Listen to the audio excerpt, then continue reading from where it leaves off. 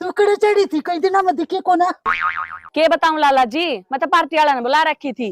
पन्नी पाड़ पार्टी वाला थी, टिकट देनी से उसका डिस्कस कर रहे थे। डिस्कस की करनी थी?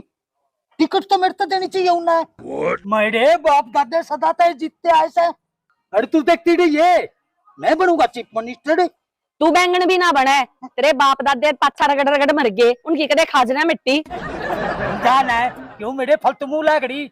बाबा खान बंगाली पे तेरे मुठ कटनी वसी कट करवा दूंगा। मेरी अंडगी मेरी धोती का प्रयास करती। चलन तू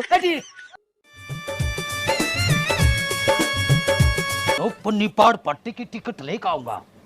जय मने पार्टी वाला के कच्चे दौड़े पड़ो।